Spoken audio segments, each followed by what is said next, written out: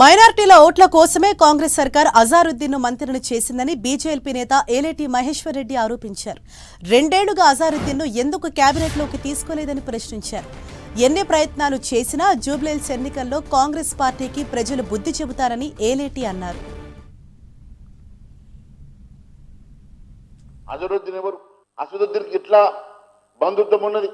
ఇదే అజరుద్దీన్ గతంలో క్రికెటర్గా match fixing ఆరోపణలు ఎదుర్కోవడమే కాదు, ఆయన జీవితకాలం క్రికెటర్గా బహిష్కరించబడినటువంటి ఒక దేశ ద్రోహానికి పాల్పడినటువంటి ఒక వ్యక్తి.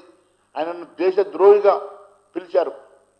అలాంటి వ్యక్తి జీవితకాలం బహిష్కరించినటువంటి వ్యక్తిని మీరు కాంగ్రెస్ పార్టీ ఆదరించి మైనార్టీ ఓట్ల కోసం ఒకసారి ఎంపీ చేస్తారు. ఈరోజు ఎమ్మెల్యే కాకుండా ఎమ్మెల్సీ కాకుండా డైరెక్ట్గా క్యాబినెట్ మంత్రిగా ఆయనను ప్రమాణ స్వీకారం చేపిస్తారంటే మీ ఇంతకన్నా దుర్మార్గం ఇంకొకటి ఉన్నదని అడుగుతున్నా. రేవంత్ రెడ్డి ఇప్పటి వరకు కేవలం మైనార్టీ ఓట్ల కోసం నీవు చేస్తున్నటువంటి అరాచకాలు ఒక్కటొక్కటిగా ప్రజలు గమనిస్తున్నారు.